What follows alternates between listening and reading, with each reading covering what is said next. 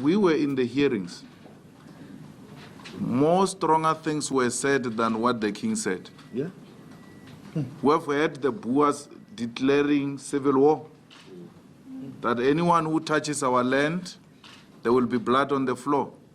They didn't say it in a diplomatic way, they said it straight, in a very provocative manner.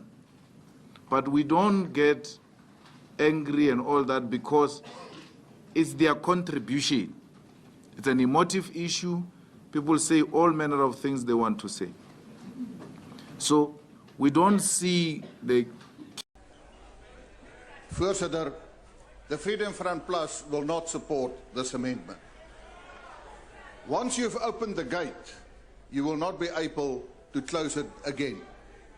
And I want to say to all landowners in South Africa today, you must take note what is happening in this house today. Take note. Daar is liggelowige mense wat dink dat die proses sal nooit deurgaan nie, want die agbare president Cyril Ramaphosa het mos gesê, die ekonomie moet nie geskaad word nie en voedselsekerheid moet nie benadeel word nie. Ek sê vandag vir u, die ANC regering saam met sy oppositievennote gaan die grondwet verander. Hulle het 'n 2/3 meerderheid. The president of Economic Freedom Fighters of South Africa, Julius Malema, is a controversial leader. Yes, I agree. But most importantly, Julius Malema is one of the very few African political leaders that are actually a threat to white supremacy. I was about to say he's the only one, but I know Jacob Zuma, ex-president Jacob Zuma, was also a black force that was against white supremacy and the economic oppression of black people. But this topic is actually way deeper than what meets the surface. So I'm going to break this down in a way in which you can understand. So what is this? So who is this Julius Malema guy? And what is this EFF party all about? So the EFF is a South African communist and nationalist political party. Julius Malema is the former African National Congress youth leader. The EFF was founded, the political party EFF was founded on the 26th of July, 2015. It has branches in Namibia, Swaziland, Kenya, and the slogan is "Our land and our jobs now." So, what are the core values of the EFF? What are the policies? One of the main policies is Pan-Africanism. What is Pan-Africanism? Pan-Africanism is global movement aimed at unifying people of African descent. Okay, so what are you talking about, talkative Lindy? Okay, I'm talking about the fact that Africa was divided through colonial borders and colonial control. And plenty of African leaders were killed by the Americas and Europe because of the fact that to have control over African resources. So that is another video for another day. But today, I want to speak about something that is way more important. So, I don't know how long ago, but as we know, our President Julius Malema of the EFF is a very passionate man. And sometimes because of his passion for politics, he can be a bit careless. So President Julius Malema made a mistake of one of his political rallies. He fired a gun in the air.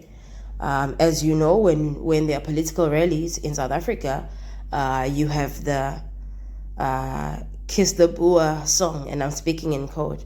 So basically, during apartheid, black political parties used to literally fight against racial oppression, police brutality.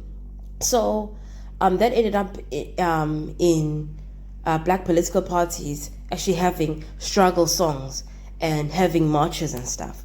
So out of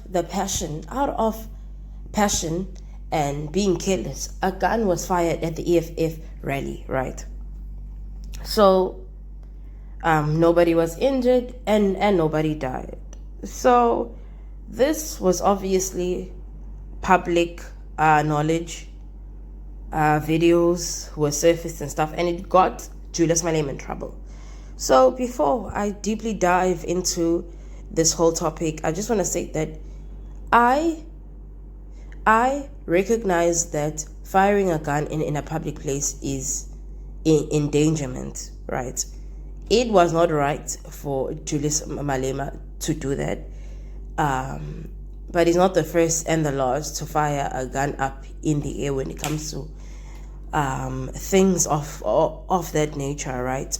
So, but instead of Julius Malema just being fined for what he did, because he is wealthy enough to pay off the fine, certain South African forces are trying to get him in prison for firing a gun in the air when nobody got injured. So I'm like, okay, in South Africa we have rapists, murderers that are roaming the streets free. So just because Julius Malema made the mistake of firing a gun during his rally and didn't actually hurt anybody, now he deserves jail time instead of maybe community service, I don't mind. He can get community service. He can get a fine. I'm not against punishment, but what I am against is a black man being persecuted by white supremacists who are in control of South African land and South African resources. So who exactly am I talking about? I'm talking about the VF, the political party VF, the political party that whose leader is Peter Groenewald. Most probably I'm not saying it right, I don't care. And AfriForum. So AfriForum is this white supremacist organization. They say that they fight for the rights of Afrikaans minority. And I'm like, okay, Afrikaners are literally descendants of the Dutch that brutally colonized South Africa and killed native Africans. So how do you go from colonizer to a poor victim, a poor minority that needs protection from the actual victims, which were the natives, right? Okay? Think about this, guys. You know,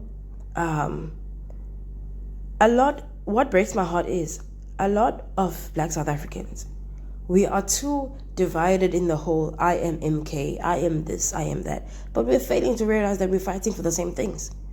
Black people, black South Africans, colored South Africans, we are only free on paper. Economically, we are still colonized. Economically, we're still at the bottom of the chain. I'm going to attach the statistics. But do you know that according to the South African government, 72% of land is owned by the descendants of the colonizers. It's not owned by black people. It's not even owned by colored people. It's not even owned by Indian people. Do you get it?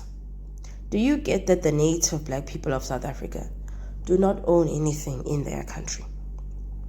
And I attached this picture of the apartheid police brutally attacking a black man, because this is what they are doing to Julius Malema. It's just that you're too stupid. You're too blinded by your inferiority complex. So, a lot of us, we are black people, we are still, and colored people, and Indian people, we are still mentally colonized. We want to be close to whiteness, which is why we're able to rejoice that a black man that is fighting for the economic freedom of his people in his own land, we're busy tweeting, rejoicing, saying stupid stuff. But let me tell you something, South Africans, whether you're a black South African, whether you're a colored South African, whether you're an Indian South African, let me tell you something. not all white people are racist. I want to make that point very clear, because I know that I'm going to get the colonizers in the comment section. Not all white people are racist, but most of them are. And even if you are not a racist white person, every single white person is benefiting from white privilege, is benefiting from colonial power. You know, let me tell you this funny story, you guys. So I don't live in South Africa currently at the moment, but I am a Black South African, and I live in a neighborhood that was previously all white, right? Please forgive me, I flew. So I live in a neighborhood that was previously all white. So it's still an upper class area, not cheap to live in, and yeah. So there is this, I noticed that by my home there is this, this young white guy, it just seems like those kids that are just on drugs. You guys know the culture of drugs and boys. So I see him at the robot, like begging, just a normal dirty beggar, just a normal like drug addict. Right? So the cars are passing by, right? And I guess he gets money, which why he's there, although it might not be a lot. But I noticed this white guy. Then I'm not sure, but I think I had gone jogging in the evening or what. And then when I'm walking in my area, I see this boy that was on the street begging, and I'm like, oh, he lives in the same area as me. Okay, cool. Then I immediately was like, okay, his parents have money. He might be a drug addict, or his parents might have passed, but his parents did have money at some stage. And then I greet him, and he greets back. He seemed like just a sweet guy or whatever. Then I can see that he's walking home. And for me, that highlighted the racial inequality, the economic inequality in South Africa, that a white beggar has got a privilege of going to an upper class suburb, to a home that has a fridge filled with food, a home that has electricity, that has water. Even if a white person is poor, but they are still way better than a black person. For me, that heightened like the inequality and the racial reality of South Africa. And I know that the stupid ones are going to be like, but democracy has been 30 years. What has the ANC done? Oh my God, I absolutely agree with you to a certain extent. It's been 30 years of democracy, but at the end of the day, 30 years cannot fix hundreds and hundreds of years of colonization and brutality and murder. Julius Malema's only crime, number one, is that he's not very careful. And number two, he's a black leader that is fighting for the freedom of black people.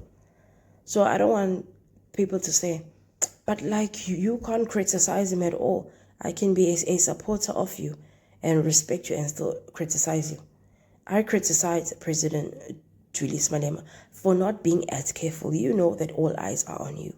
You know that you are a black man that is fighting a global system of white supremacy. Elon Musk was able to convince Trump that there is a genocide in South Africa, something that is not true and will never be true. But he was able to. Because let me tell you something, the only reason why Africa was able to be colonized, the only reason why some parts of Asia were able to be colonized, the only reason why South America was colonized, North America was colonized, is because European people came together. We as Africans call each other names. Hey, you foreigner. Hey, you this. Hey, you that. Instead of joining military. Coming together. African presidents need to come together. African leaders need to come together and protect their resources. But what are we doing? Tribal wars, Zulu, your Tonga, your Venda. Stupidity. Like, what are we doing as black people? We are divided into hundreds of political parties instead of forming one political party that is fighting for our land, our resources to be restored, fighting for the black child to make it in his own land. Okay? You know, there's a lot that can be said. There's a lot. I can speak the whole day. But because I've got flu, I don't want to speak the whole day. Tea sippers, and for those that are new, welcome. So, if you are a black African person and you've come across this video, number one, I want you to let go of all the stupidity. Number two, I want you to vote clearly. Number three, I need you to let go of all the self-hatred, wanting to be close to whiteness. There's no reason why you black people should be voting for the DA. The DA is the Nationalist Party rebranded. They are the descendants of the colonizers who own the land, who are reaping the benefits of your black ancestors. They stole the land and made our black ancestors to be farmers and domestic workers for them. The only thing that is saving you guys from me right now is the fact that I've got flu. So, hey guys, I hope you enjoyed this conversation. Tell me what you think below. Please like, comment, and subscribe for more. Do share this video on your platforms, Twitter, Instagram, WhatsApp. We need to get the word out.